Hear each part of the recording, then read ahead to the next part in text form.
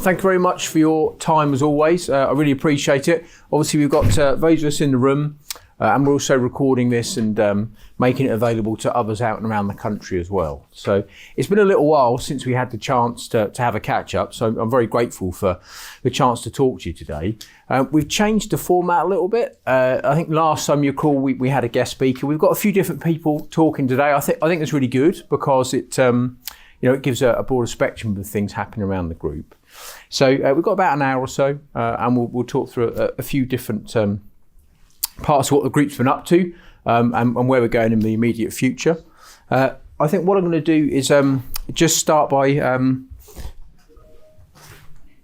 introducing Saskia, who's going to talk to you about one of our important social value initiatives we've got coming up fairly shortly. So I'll hand over to Saskia and just ask her to talk about those. Thank you. Morning, everybody. So I'm going to talk about two exciting events we've got planned in January and February, both of them to do with blood. So the first one is the blood drive. So we created this as a response. This year there was an NHS shortage of blood. They needed about 200,000 more donors. So we decided to try and there's a lot of people at Norse, get some people donating. So in January and February, we're hoping that people will go and donate. You can take time out of work. The actual blood donation process only lasts about 10 minutes, but getting there and back should be about an hour. So just ask your manager's permission. There's lots of there's one sign-up form, but lots of information online. Comms have very nicely made a map with all your local donation points. If you're really nervous to donate, we're doing a blood donation buddy program. So if you've donated loads of times, then you can someone else out. If it's your first time, you can go with someone and it's not so scary. Also, if you're not able to donate medically or religious or any other reasons, there's lots of different bits you can get involved with. So look at all of the resources. And shout out to Bruce in IT, who in December is going to donate for his 99th time. So yeah, pretty impressive. So yeah, look out for that. And just to give some facts about it, that one donation can save up to 3 lives. So that's pretty much the easiest way any one of us can save multiple lives. But the blood only lasts for 35 days. So they have to keep on having new supply. So we're hoping to get some regular donors signed up. The second event is the DKMS stem cell event. So this is going to be one day. So DKMS supports people with blood cancer and blood disorders. If you have a blood cancer or blood disorder, you need to get stem cells, but the stem cells have to match your stem cells. So they need a big database of everyone's potential stem cells because often the family aren't matches. So the event is a really, really simple one. All you do is a cheek swab, that's it, and that puts you onto the database. So then maybe in a year, 2 years, or maybe never, but they might contact you and say, look, there's a match. And it's then up to you if you want to donate or not. You don't have to, there's no commitment, but they're just on the database and they have a list of names to get through. So the event will be really simple, just a cheek swab. On one day, we're doing it on the 25th of February. And yeah, there's 2 ways you can get involved. Either, well, hopefully both, but get your cheek swabbed, or we also need some volunteers to do the swabbing. And that is just a case of on the day you get trained and then you just maybe do a 2-hour session of doing some swabs, and that's it. But there will be lots more information on that one closer to the time. So, they'll talk about the whole process and what it means to donate. So look out for information on that. So yeah, please get involved. Blood drive and the stem cell donations. And yeah, hopefully we can get some people together and help the NHS and save some lives. Yeah, thank you.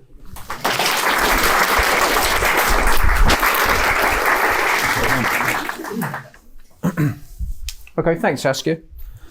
So, I want to take a little bit of time now just to talk about some of the things we've been up to as a group and some things we've been looking at from a support service level. I think as always, I want to take the opportunity to thank everybody for what they do. And we've got some headlines up there, but it's never lost on me or the senior team and indeed the board just how hard everybody works across the country day to day to keep the group moving. When you think about the level of services we provide, the scale and the complexity, it's always testimony to the people. The truth is, without people doing what they do day in, day out, the group would not continue to operate in the way it does, have the impact that it does, and give the level of return it does in terms of social value, but also financial return back to our partners, customers, and of course our shareholder as well. And we've got our headlines there. It is resilient. Lots of things happen in the type of work we do all around the country on a daily basis, crises that you all deal with in different ways. Sometimes we only know about it after the event here, but it's great to know that teams are resilient enough to handle the day-to-day and the challenges we get past. The collaboration, and I think we are starting to see through the One Norse strategy, different parts of the business working together in stronger and stronger ways. It's still a journey we're on, and I think it's very natural given where we started sort of 4 or 5 years ago, really, as quite disparate organisations.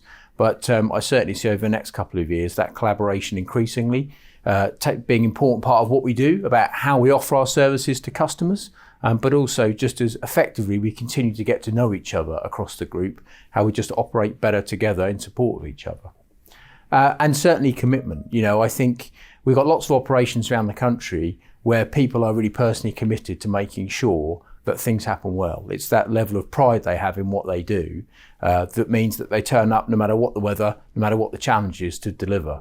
And of course, that is because they're so well seated in their communities. For them, it's a really important part of what they've done. And it may well be that they've joined us from a previous organisation in that role. And hopefully what I hope they would feel is that we keep the ability for them to keep showing that level of commitment, and we give them the tools and the flexibility to do that in the best way they can. I'd also have to say that, in particular, I think the level of commitment we see from operations and things like care is really important just to mention, because as we'll touch on later, and we've seen some headlines around it, we're working on the future of care. And I've said that before, I know, it's quite a long journey. But one of the things that really impresses me is, despite all those challenges, staff in our care homes across Norfolk just continue to do absolutely the right thing, which is to provide that person-centric care day in, day out for people's loved ones, for people who are in quite a difficult point in life sometimes. And that's really impressive because they've been operating in an area of uncertainty. And whilst we give them all the reassurance we can, we're still on that journey. So I certainly want to thank them on behalf of the team, and also the board, and of course Norfolk County Council, who ultimately we provide that service for. I'm always really humbled and impressed by what they do. So please do keep going. If we just talk about the numbers at a headline level, I'm not going to get into too much detail. What these show actuals against budget is that we are off target in terms of where we think we're going to end up at the end of the year. The important thing to remember in these slides is always this isn't cash, this is how we present accounts.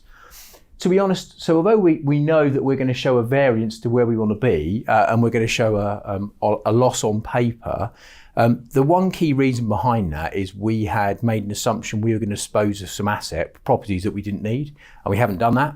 That will probably be delayed to a future point. When you get past that, the really encouraging thing is that cash is good. And actually the performance of the business outside of not selling those things is stronger than we had budgeted for. So the important thing to take away is that the day-to-day operating strength of the business and its commercial capacity continues to grow, which is really, really positive. So when we look to the year ahead, which I think we'll touch on later, we see all the hard work that you and your teams have done this year and the previous 2 or 3 years really beginning to come to fruition, to take us back to that point of positive return in terms of bottom line, but also continue to build our cash headroom. And it's always important to remember within these numbers that this is after we've given our shareholder their rebate, or their dividend equivalent we call a rebate. So we continue to make sure that year in, year out, that Norfolk County Council need a rebate from us. And of course, joint venture partners around the country also have a rebate. I won't focus too much on this, but this is just a bit of a breakdown by division. And what we see in there is that we've had some strong operators. Some of our challenges certainly been Consulting Group, and I'll just take the time to say that Consulting Group have done a really strong job through the year in a changing marketplace. One of the things we see from a professional property services point of view is a slowing in some of the work that has traditionally come through for Consulting Group. And that really is, I a combination of factors, but the predominant one is that, as you will know from watching the news, public spending constraints continue, and certainly what we see at the moment is a constraint on funding of capital projects. Most of the work Consulting Group do, one way or another, relates to capital being available for a customer to do something.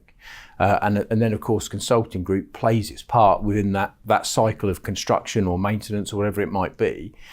So it often means that an unintended consequence of a council pausing something in terms of a project means a delay in some of the work we had assumed. Now, we know that landscape is going to continue. So we are having to make some fairly tough decisions for Consulting Group, and that does mean that we've been through a really difficult exercise and thought about the future of consulting. And it's really important to say that the Consulting Group element of the group has a strong future for us. We know it's one of the core things that we do and we do well, but we are having to right-size it, and that does mean that shortly some colleagues from consulting are going to leave us, and I want to pay testimony to them, because the fact that we've had to make some tough decisions with some of those staff is no reflection of anything that they have done. Quite the contrary, the team has been a strong, long-standing team, but we've had to make a really tough decision. I hope what people will feel in the fullness of time is that we've tried to do that in the fairest way we can, albeit it's still really difficult for those individuals. And of course, for the consulting team left behind, who have to say goodbye to colleagues and begin to work in some slightly different ways. But it is the nature of what we do, I'm afraid. We have to respond to the economic environment in front of us. And I'm, despite all of the challenges that Consulting Group have faced, I'm really proud to see the way in which they've tackled it. So we know we've got a good future for Consulting Group, but we're going to work on building out different ways to deliver the core work streams in slightly different avenues. Principally, it's going to be about having a more focused consulting approach. Whereas before, in short, Consulting Group, much like NCS, had worked on longer term contracts. Really what we see is shorter term contracts, more traditional commissioning of consultancy type operations. So the team is working hard to make sure that it's best placed to deliver that of all of those right commercial disciplines. And indeed, it's making that change whilst it continues to run off some of the existing arrangements, which we know are giving us some of those pipeline challenges I talk about. It's also worth touching on care. For some time now, we know that care has given us financial challenge, and that really is driven by the fact that central government does not have a capacity to make money available to councils and then to us, by Norfolk in this instance, to continue to fund the level of care that we feel we should deliver. And that's a problem across the country, and I've talked about it before. Again, I want to pay testimony to the team, because actually what they've done under the direction of Joe is really bring down some of those gaps. And what you see there now, that we predict that will be 0.6 million off budget. A couple of years ago, you recall, that was 2 million. Now, I've always taken a view with the board and the shareholder that that's money they want us to lose in the nicest way, because the truth is, and I've said it before, we've been really clear on a level of care we won't go below. And whilst I'm certainly not going to talk ill of the private sector, they may make some different calls. We don't, we've been really, really clear that we're not going to profit from, kind of human misery and cutting back to some of the things you see in the press in terms of care that loved ones get out and about around the country. So I see that as an investment.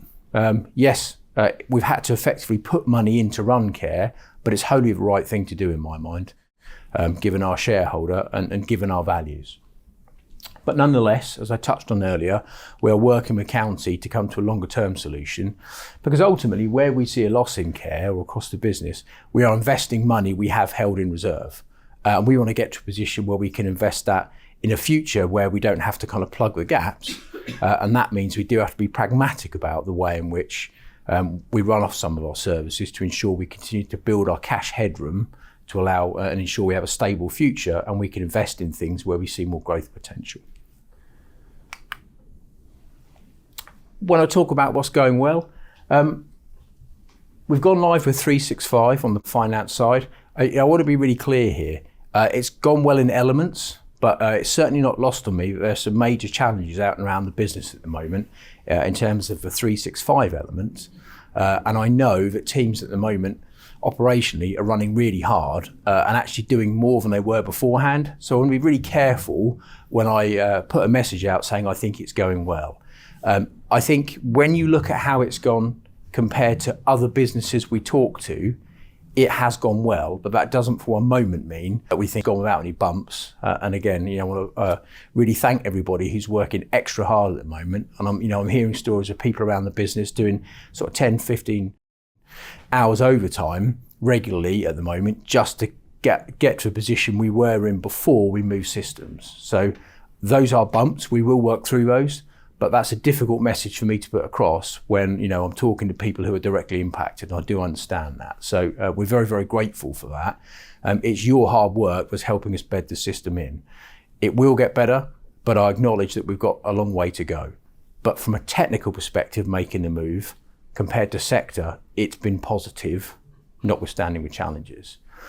However, I think it's really important to say when we talk about Project One and 365 at the moment, we talk about 365. What I would also want to do is just pick out of that the other element of Project One, which is the HR side of things. And of course, the truth is that bit went very well, and I think it gave a few operational challenges. But actually, we moved across to a new HR system, which included new processes, just as finance does. This is not just about a new IT system per se. We've taken things back to base and worked out a different way of doing everything more efficiently, and we use the IT to help drive that. And it's important to remember that as well. But the HR element has gone very positively, I think. That's the feedback I get around the business. Some of that's gone so well, we just don't really talk about it. And it's important that in these moments we do step back and reflect on it. I think the team have done really, really incredible to deliver a new HR platform and new payroll. And we're in the final element of the payroll parallel run, but it's a huge thing, And again, there's been a couple of issues, I think, on payroll, but given the complexity and volume of pay that we run, really, it's been an incredible success. So I want to put a special thanks out to payroll and HR under the direction of our people director, Katie, who've done a fabulous job. When we first started on the Project One journey, payroll was everyone's worry. Actually it's proven to be the reverse because of the hard work and commitment of that team to dig in really deep at the right point in time to make sure payroll happened. And again, we see the same thing now on the finance side of things. Teams are working endlessly to keep things moving and to get things to a stable platform. So it has gone well, but not without challenges, absolutely. We've had some really positive wins across the group. Calderdale, you'll have seen a bit of internal comms on Calderdale, but Calderdale is a really positive joint venture for us. That's environmental services up towards Halifax. That starts next August, and we've got a long mobilisation period for that, which is really positive. And the team are working hard at the moment to get that mobilised so that we start kind of all guns blazing. Now, at the same time as that, we're in the final stages of negotiation with another authority for an environmental services joint venture.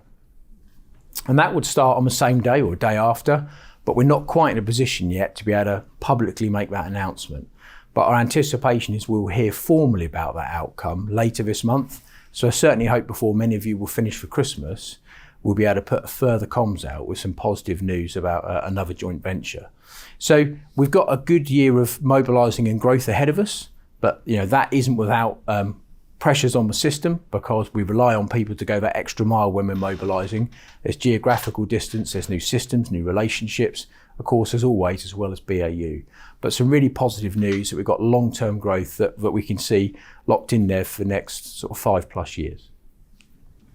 And we've done lots of work with social value. We're going to hear about some of our social value initiative later with one of our guest speakers. But I am really pleased with the way that everybody's engaging with social value.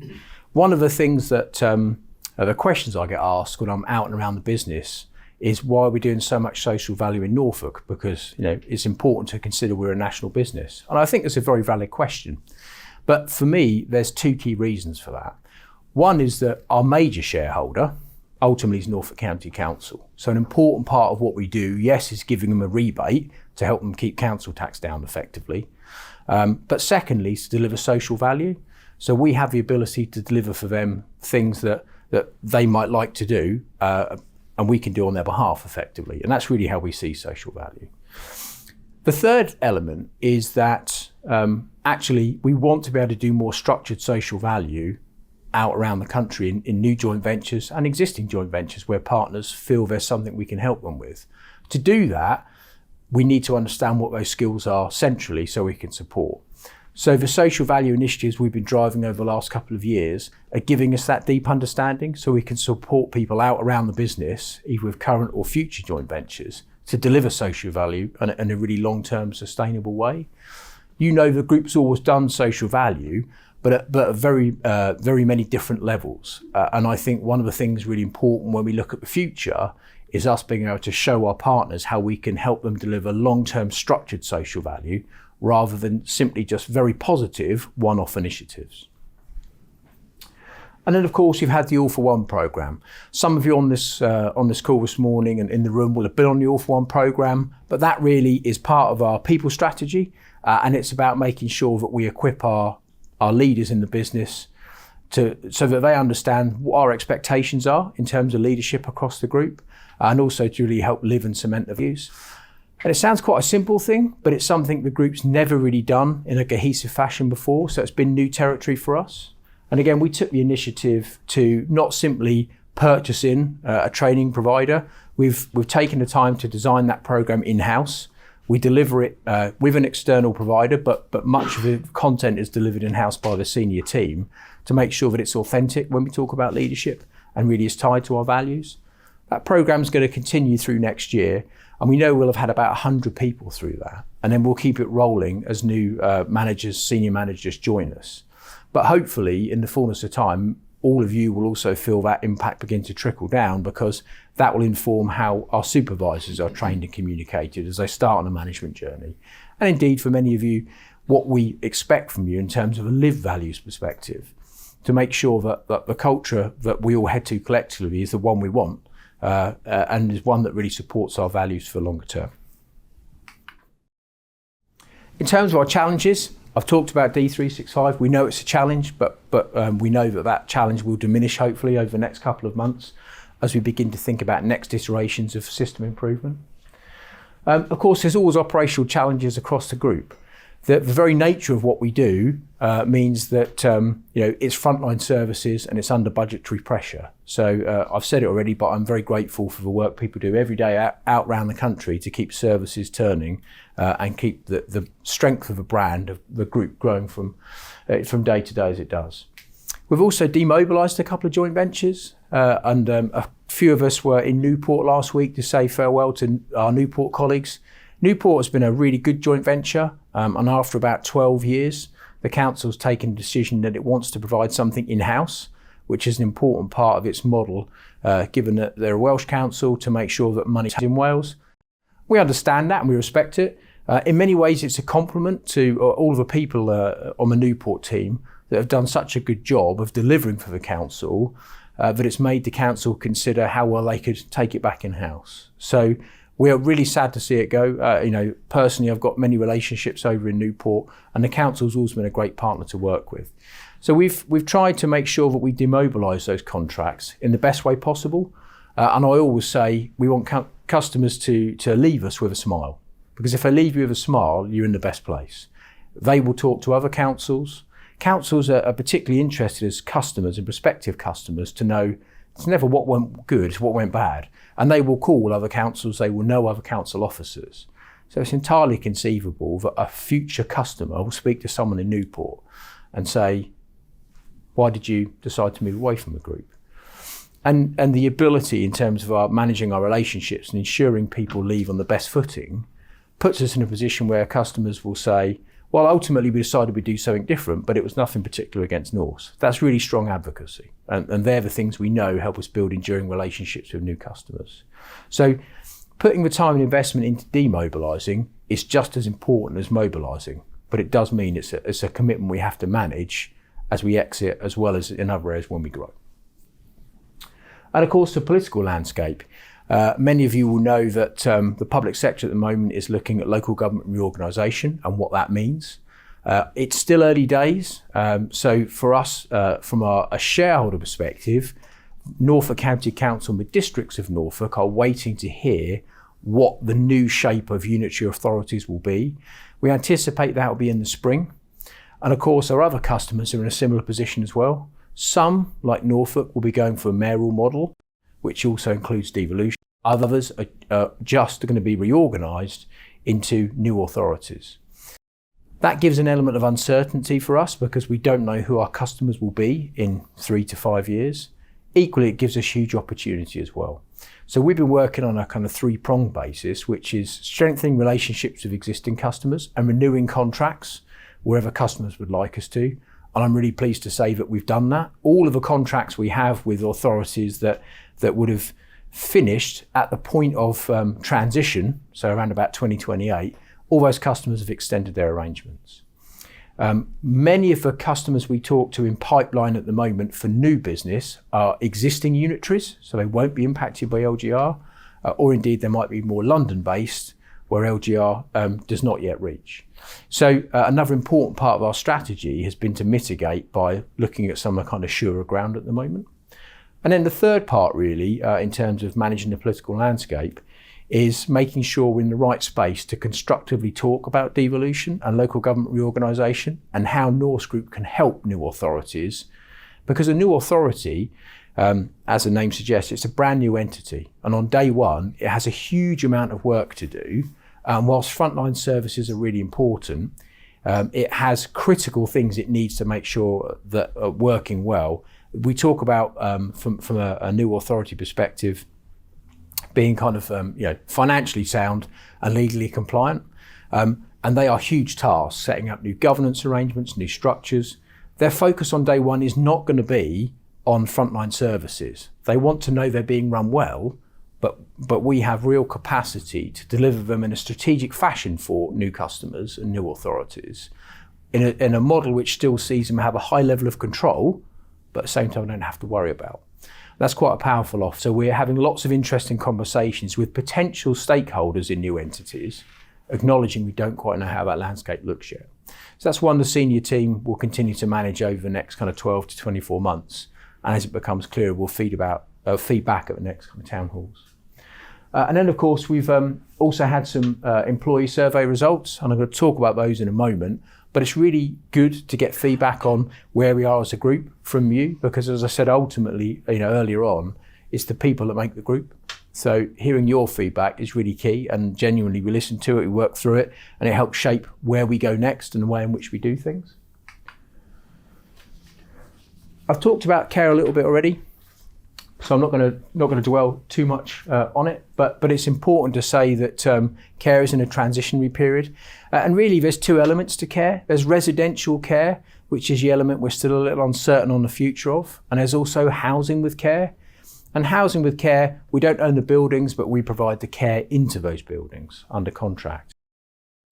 And we've also had some positive wins in 2025, I said earlier, but Joe Huxtable and the team have done really well to deliver some really important savings to help the broader group, as well as making sure that the level of care given remains where we would want it to be.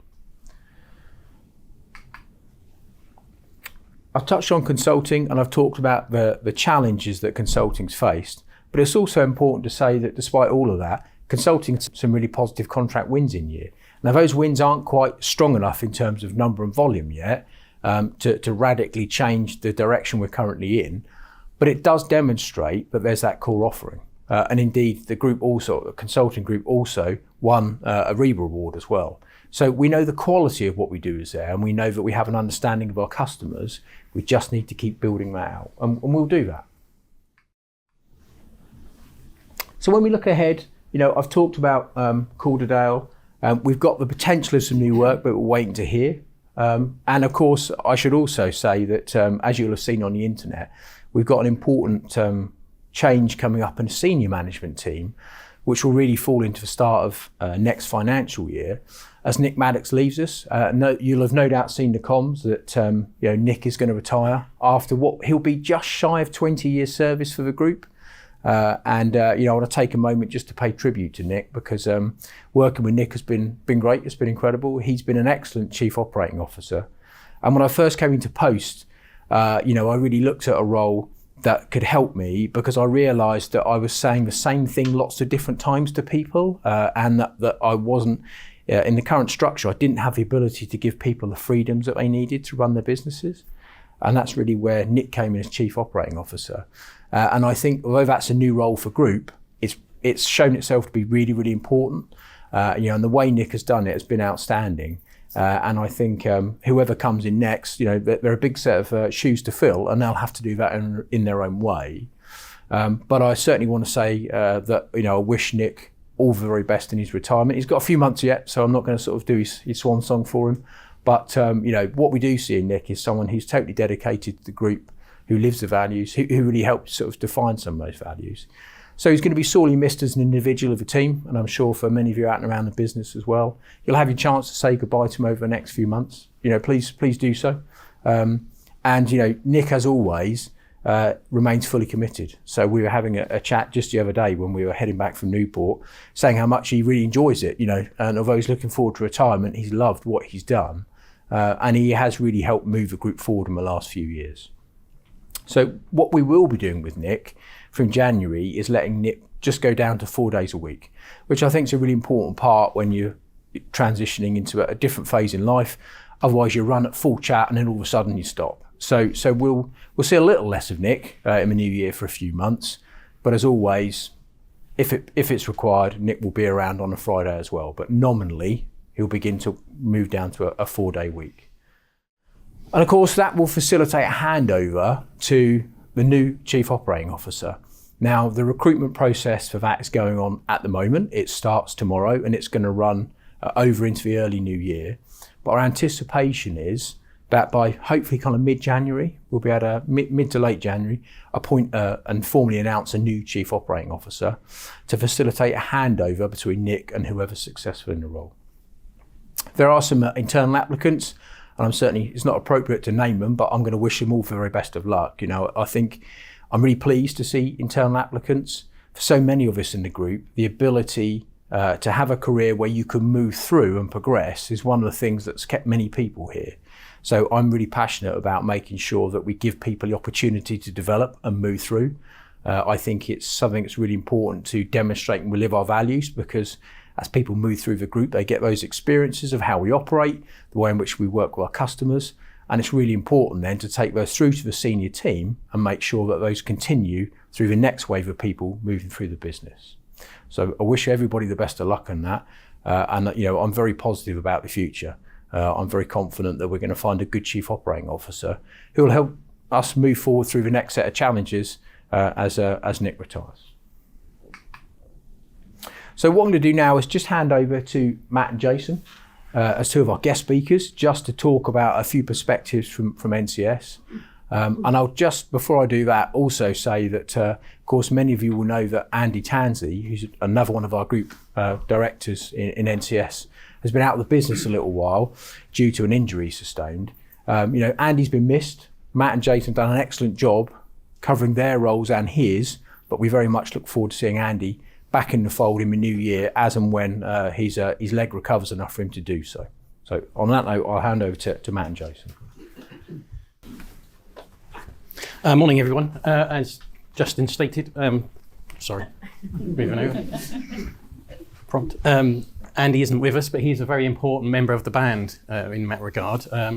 Jason and I have been in our roles just over 6 months now, and we're taking time to consider the portfolios that we've taken on, and part of that has then actually been covering Andy's role, which has been a really important time for us because we've actually been able to see the whole of the portfolios and take that into consideration. And I'm glad to hear that although he won't be back fully running, he's back on his feet at least. So through the last 6 months, what we have done is taken a lot of time to consider our structure, and there's been 4 main areas that we feel that we need to improve on as we go forward. One of those is strategy. Okay, just to give you a feel for those 4 main areas, we've looked at the NCS strategy. We've been asked to do that. We've been asked to provide some guardrails. I think it's how Nick Maddox described it to us for the business area. And the strategy that we've got in place now, we've looked at strategic alignment, communication engagement, governance and accountability, and the growth strategy. Okay, so they've been the 4 key areas. Strategic alignment. We've made changes within the sort of structure within NCS teams, and we've created a community of leaders. So we've held our first NCS strategy day, and that has been very much around the values of the group, linked to defining the roles going forward in terms of the profile and the involvement of those business leads going forward to help us form and deliver the strategy. Very productive day. And that was very much dovetailed in with the All for One programme as well. So just to make sure that we're aligned with that. It's also worth mentioning that we have established a project support team as part of the work that we've done. That's been essential. We've all got busy working days, but to give us all the support and working with the teams to actually get some traction on this project. And they have given some real help to us in around being consistent in our approach between Matt and myself, and when Andy comes back as well, helping with the communication.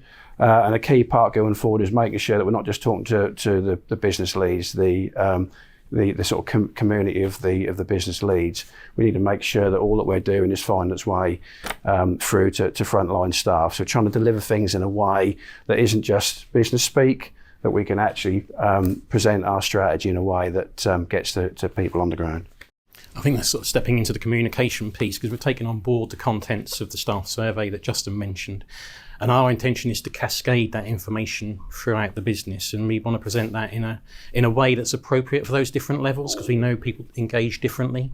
Some of them are more technical based, and sometimes it's a memo that goes out. I think our group communications are really improved, but we've just got to improve that cascade, kind of the waterfall effect is what I call it.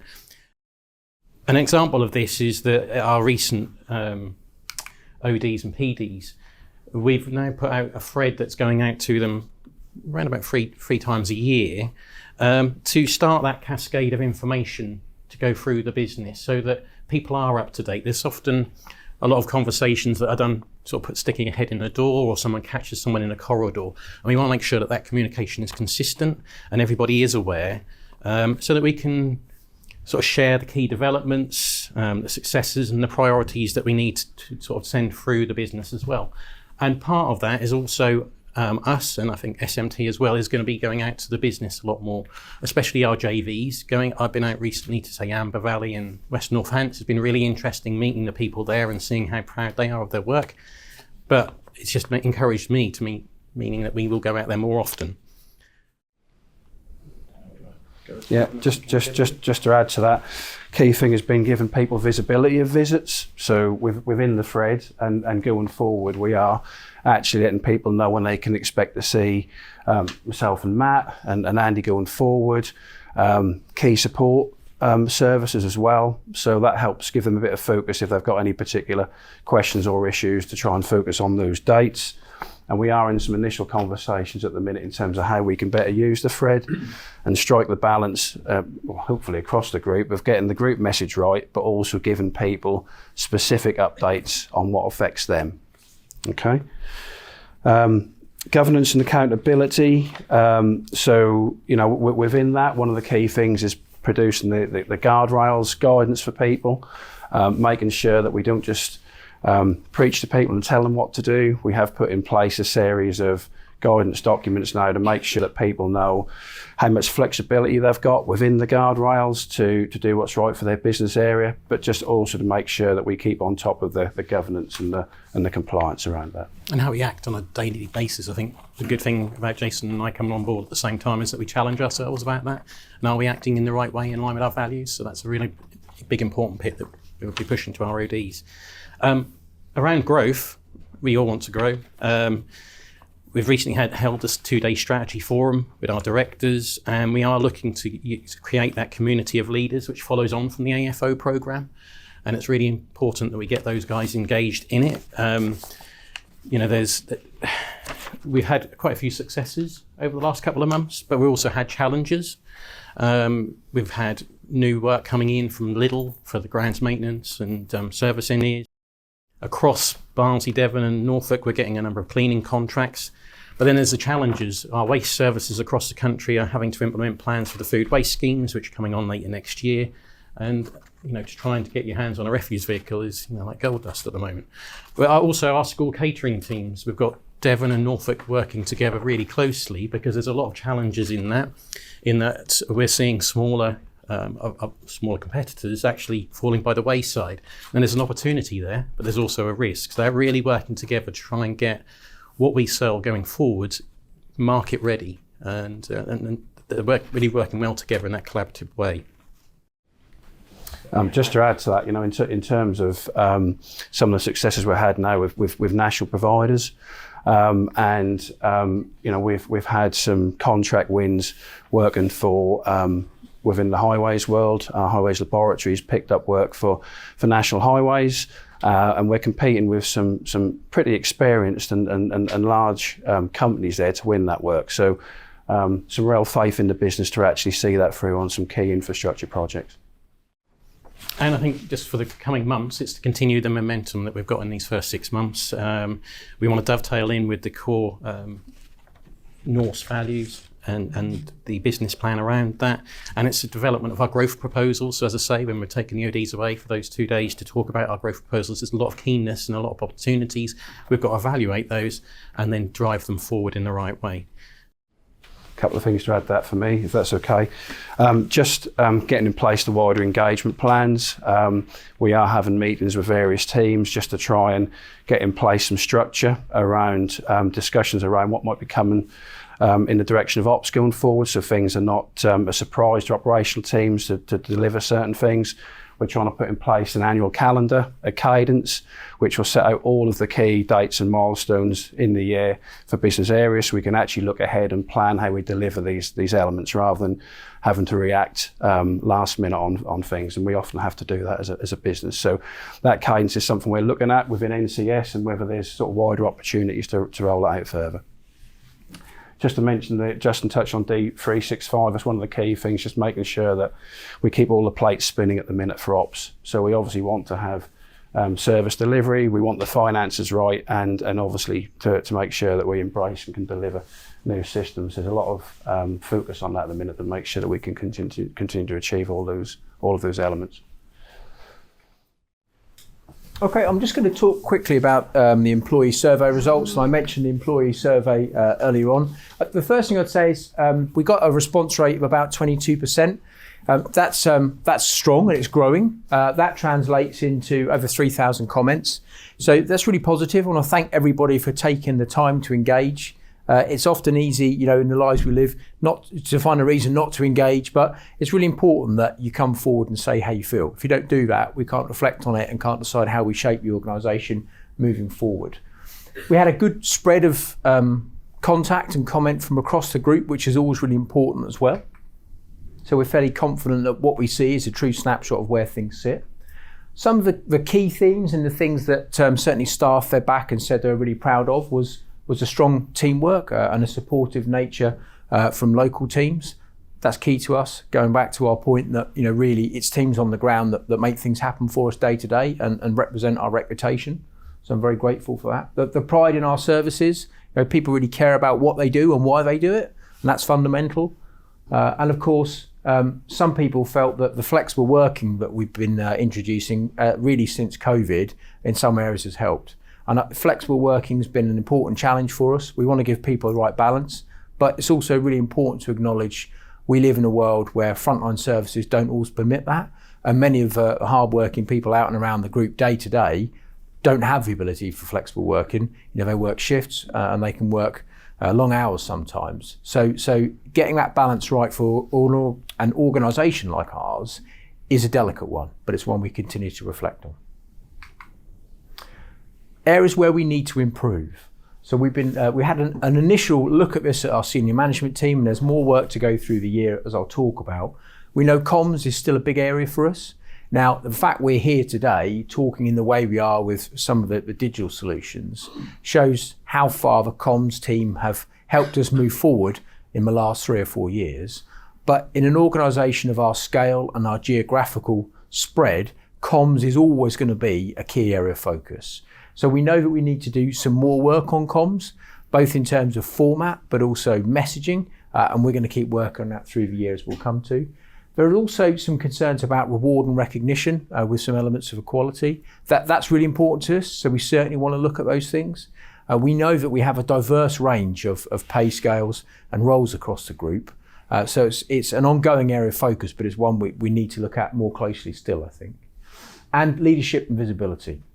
And I think there's a strong call for different parts of the business to see more of a senior leadership team. And that's one we're really quite keen to look at as well. And I'll come to that shortly. So how this translates, using me back to the sort of priority themes for year ahead. First of all is making sure that people have got the right tools and the kit they need for the job. There is also some elements on pay slips we want to look at. So whilst the 365 element we've talked about, and I've reflected on Project One and said the payroll and HR side of things has gone smoothly, there are still some further adjustments we think we can make to make sure that information presented through to people on digital pay slips is as relevant to them as it can be. And that's quite a task because we have a number of different payrolls and a number of different pay structures, but it is one we're committed to looking at. And I've talked on comms just now, but we certainly want to make sure we've got some more regular comms and it's concise and relevant, because the message I'm giving today may not be relevant for some people in other parts of the group. We want to make sure that we shape those messages so that it reaches the right people in the most relevant way. So what we're going to do now, we're certainly going to look at our tools and systems to make sure that people have the things they need. That's an important quick fix for us. We're going to keep looking at payslip and pay information, and where we can make some sensible adjustments, we're going to do that so you have the right information or the information you feel necessary to help validate the pay that is presented. And we're going to keep working on that comms, particularly comms down at supervisory level. I think where we've become quite strong is communicating through to kind of senior manager level and middle manager level, but it's supervisor down, making sure that message is cut the right way so supervisors can pass on their salient points. So we want to make sure we do more to support supervisors having that information so they can talk meaningfully to their teams about where the group is, not just about their operation. We're going to do that by working with Jason, Matt and Andy from an NCS perspective, which I think is where most of the feedback sits just because of its size, but of course also out into care and consulting as well. And we're also planning some more kind of what we call visible leadership sessions from a senior perspective. Several of us in the senior team like to get out and about as much as we can, but we want to look to put some more structure behind that so that there are known touch points for people across the group where you're going to see someone from a senior team. Just so you can have conversations. We'll always have things we can talk about, but we're really keen to hear from people out on the ground about how they experience things and the challenges and the rewards that they see in the work they do day to day. So what's going to happen next? Well, we're going to take the survey as a senior team and we're going to turn that into an action plan, and we'll present that action plan forward once it's concluded.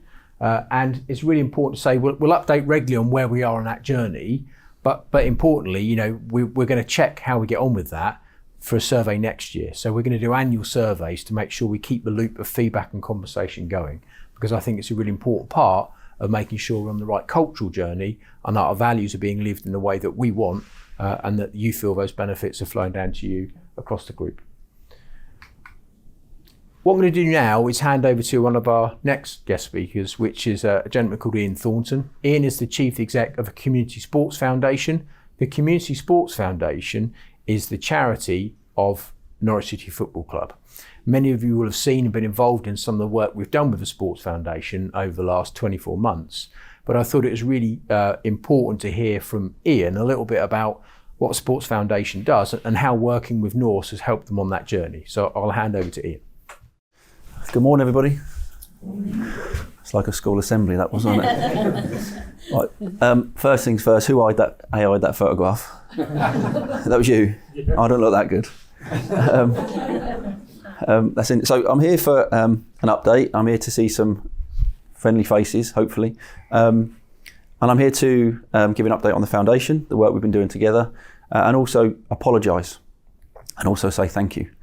My two apologies to start with is I'm the person responsible for instructing the road work outside your junctions out here. We are trying to build a path and a bus stop and a cycle path. This year we had 180,000 people visit the Nest.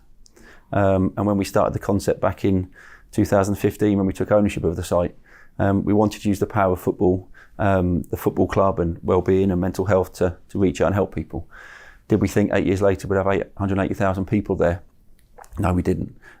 So I apologise for the traffic and making Roger open the one-way system that he told me about 3 times to make sure you guys can get to work home. So I apologise for that.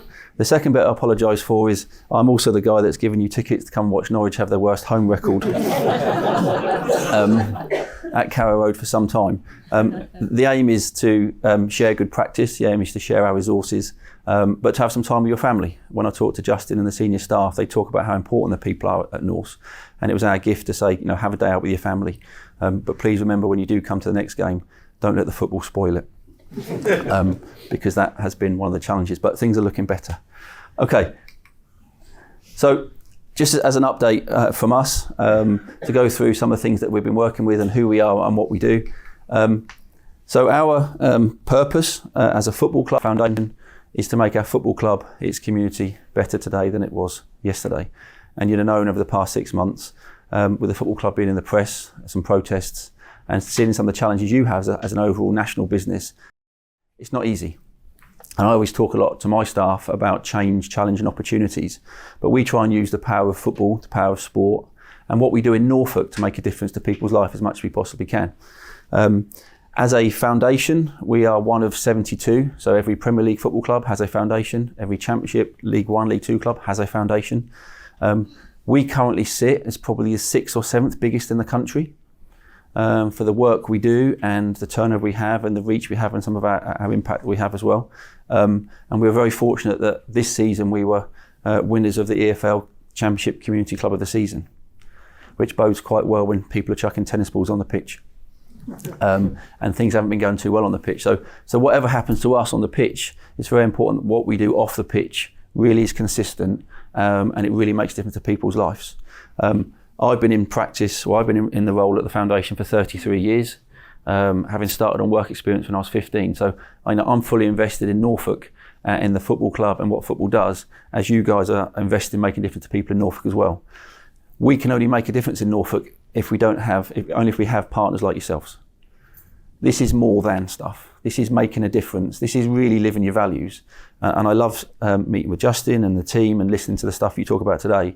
Values are easy to put on your wall. They're easy to put on your computer. They're easy to talk about, but they're actually hard to deliver. And what I want to share you through today is some things that you actually have done to truly live your values. So these are our objectives in terms of how we work. We're driving inclusion with disabilities, working with mental health and well-being, working with the disadvantaged, and a complete, huge branch of kind of community engagement work that we're through. Our social investment and our social return investment for 2025 was £63 million to Norfolk through our activities and our programmes, which we're unbelievably proud of. And you can see the return on investment that we have with it.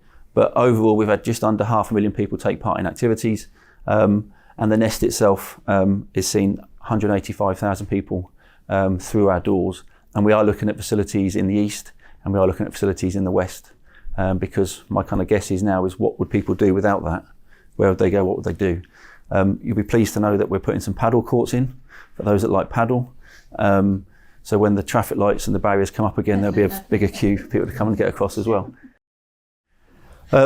Everything you see in the presentation today, I've tried to pick an image out where I possibly can to represent how you've engaged with us. And this is obviously the cheer station at Run Norwich, which many of you took part in different ways, and I'll cover that a little bit later for you as well. So these are some of the kind of key partnership objectives, how we work together, and you can read these off the screen. But for us, when Justin and I first started talking, and I've met some of the senior team, it's about value. What value can you add to our services? How can you help us make a difference to people's lives? How can your skills and passion help us make a difference to people's lives? And that added value bit, your skills, your patience, your resources that you've got, your connections that you've got, will help us and have helped us tremendously. And we're at the very early stages of our partnership. And it's actually about purpose. And I see, you're united in purpose in your strapline, but our purpose is to help people. Your purpose is to help people. Our purpose is to make a difference. Your purpose is to make a difference. And this works. And in the early stages of what we wanted to achieve, I'm really proud of the work we've done together. and here are some of the kind of the key partnership objectives we've done so far. Again, anyone in the room that took part in Run Norwich?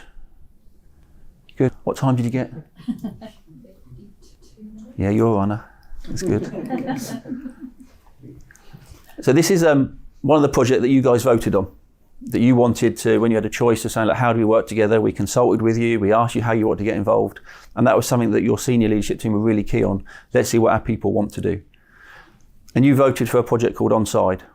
Onside works with children in care, children that are young carers, children that might be at home around domestic violence, domestic abuse, children that have got some real challenges at school, or may have some neurodiverse challenges themselves that really cause them some challenges in their life.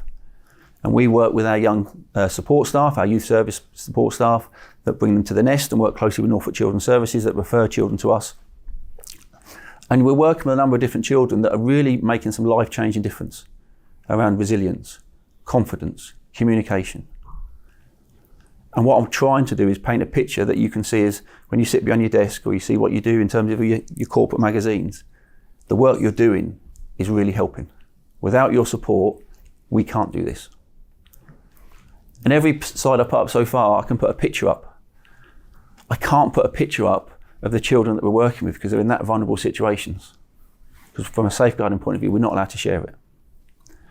But when we're putting this together to try and paint a picture for you to understand the difference that you guys are making and how you are really helping, we spoke to one of our families, a young girl called Emily. I'm just going to show you a video of you can see the difference that Emily's made and you can understand Emily's story. And without your help, this doesn't happen.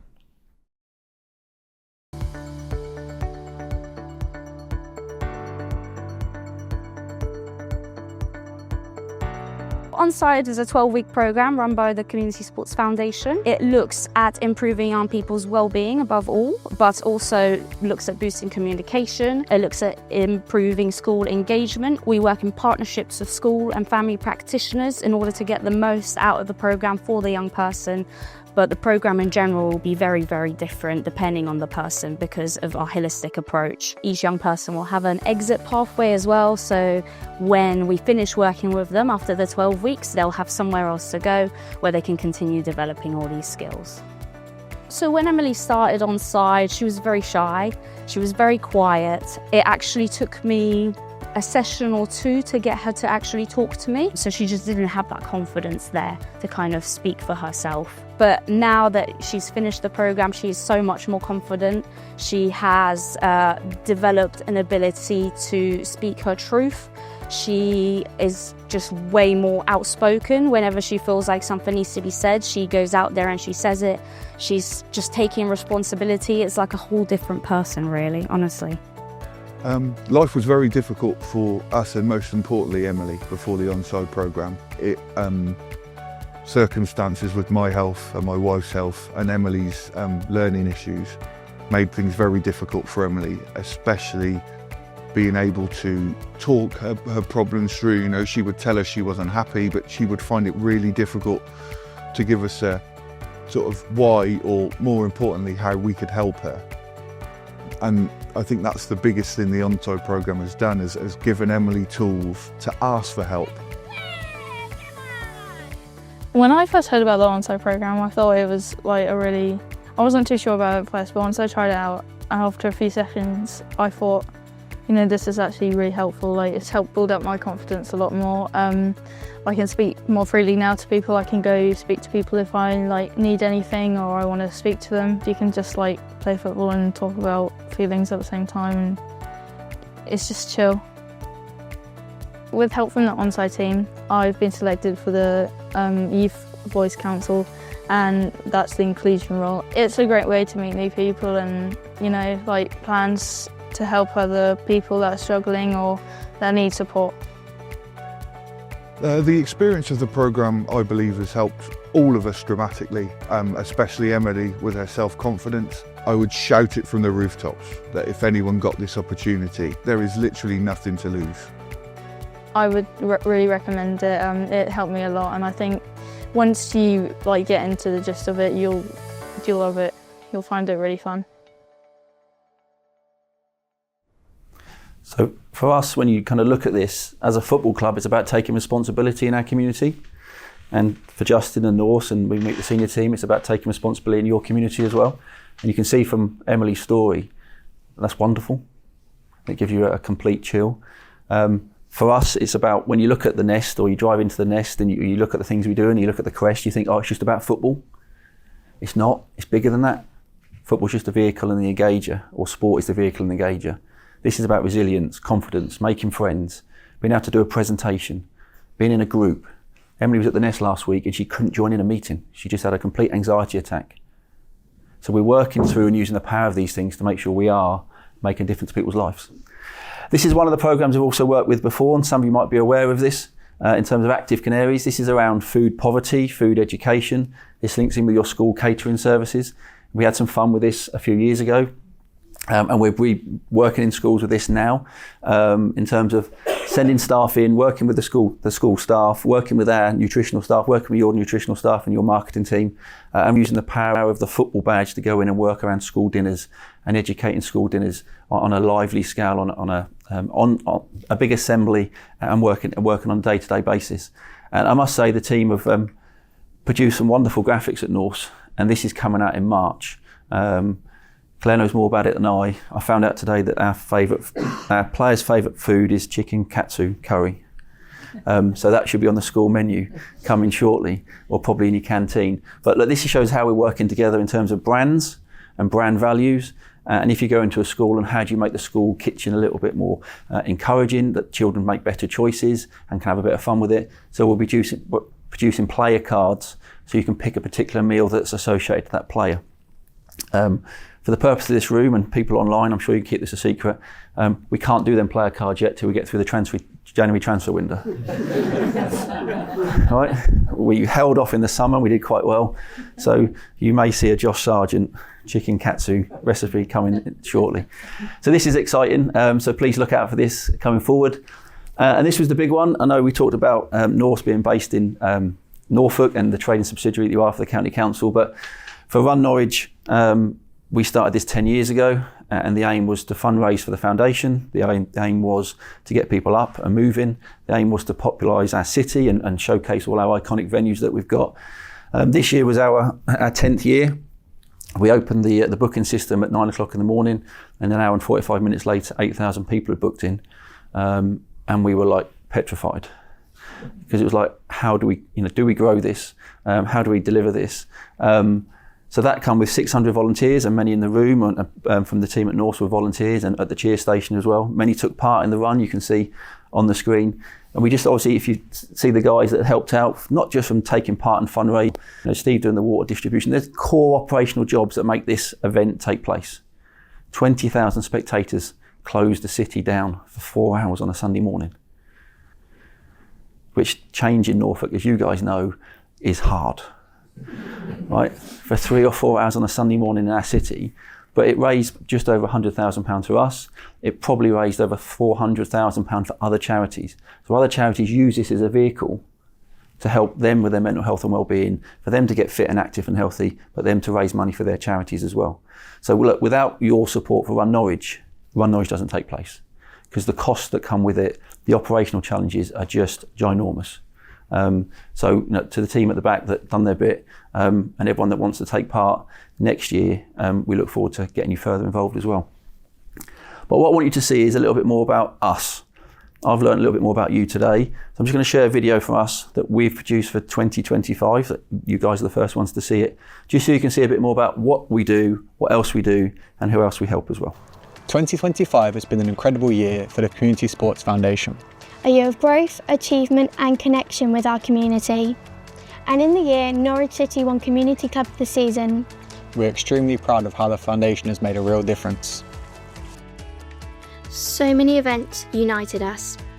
From welcoming teams across the region to the Premier League Kicks Cup, to celebrating Armed Forces Day with our veterans, to seeing almost 8,000 runners take to the streets for Run Norwich, and marking a special anniversary, 3 years of Duncan's Club. We brought our community together, and they shone bright. We've looked to inspire the next generation. We've engaged over 3,500 young people in fun, healthy activities through our Community Kids courses. We built skills and confidence with hundreds of talented players. progressing through our football development pathways. And Lauren Hemp returned to our roots to delight and inspire young players at the Nest. This year saw the launch of our Youth Voice Council, putting young people centre stage. Giving young people like me a chance to be heard. We've also worked hard in and out of the classroom. Our coaches have seen thousands of children a week in schools right across the region. And where school was harder for some, we brought different approaches to helping young people succeed. We also strengthened our own educational pathways, celebrating record student numbers, our best ever degree results, and launching a new sports coaching programme. We've been building for the future, expanding our community hub, The Nest, with new spaces for everyone to enjoy. Kicking off Healthy Fans, our new wellbeing support for fans on match days and beyond. And securing vital funding from EFL Sky Bet to help grow My Club, giving volunteers even more ways to get more involved. Our volunteers are the heartbeat of everything we do, and our fundraisers have truly gone the extra mile. In fact, over 81,000 miles, walking, running, cycling and driving to raise vital funds. That's more than 3 times around the world. And let's not forget our incredible staff, delivering over 10,000 sessions this year. Thank you to everyone who took part. Everyone who helped. Everyone who funded us. And everyone who cheered us on. Here's to an even stronger 2026. Together, we can make a difference. Are you ready to join us?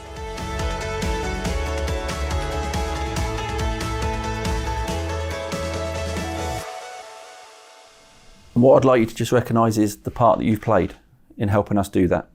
And for me, a picture paints 1,000 words. To the boy band in the top right-hand corner,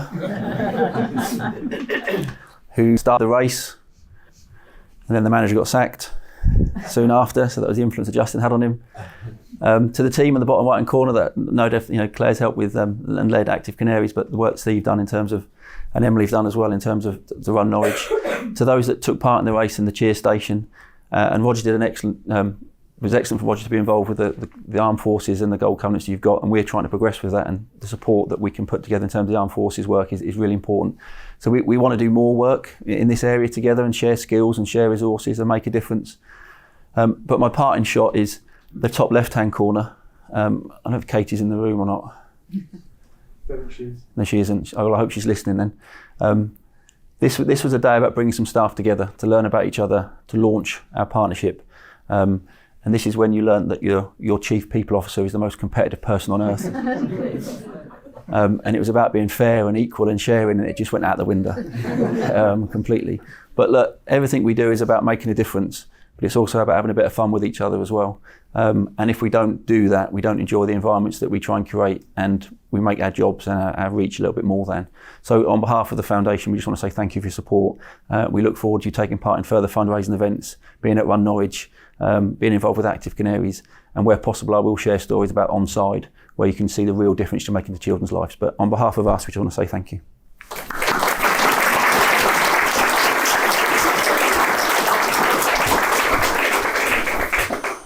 Thanks, Ian. I would say that many of us have been involved in working with Foundation over the last couple of years, but in the last year in particular. It's been really good, and I think we're genuinely really lucky to have had the opportunity to work with the Sports Foundation and the ability to keep doing so. So I think it's one of the kind of elements of social value partnership that I'm really pleased and really proud of. I'll take any questions if we have them at the moment, and then Com's prepared a short video just to sum the year up for us. So are there any immediate questions in the room? Melissa, I haven't seen any online yet, so any questions? Anyone want to be brave? No, as usual. You can ask afterwards, it's not a problem, I'll be around. Before we show a video, I just want to everybody really, this meeting is a little unusual because it's very close to Christmas, so it's a great opportunity to wish you all the very best for Christmas, and I hope that you get a chance to have some well-earned time off with your families. I also want to just remember, as always, lots of people working for the group won't have time off this Christmas, like every Christmas. The things we do quite often means that we provide services 365 days of the year. So, I always try and reflect on the fact at Christmas when I'm having lunch that many people in our company will be out and about. If we think of care, that's a 24/7 operation. So I want to thank everybody that's going to be working over Christmas this year in whatever capacity that is. And I do really hope you get the chance at some point to have some time off and spend some well-earned time relaxing with your family. So if there are no questions, then Adam, I think you've produced a video to sum me up. I haven't seen this, so who knows what's going to be in it. But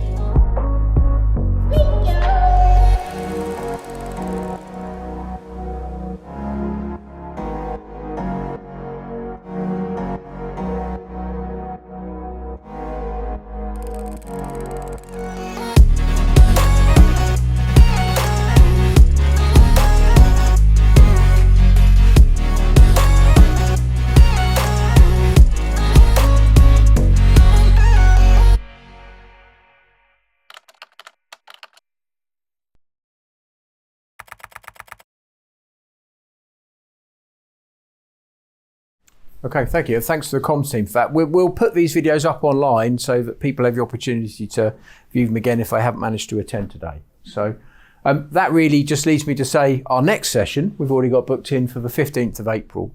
And we'll be working on all of the things we've talked about through this session so we can update you further then. But we will update through over the next few months as and when sort of major things come out through our normal channels. So I want to thank you very much for everything you do, for turning up today, for listening with intent. And please do, I think there's a few refreshments outside. So for those of us in the room, please enjoy those. And I look forward to seeing you all again soon. Thank you very much.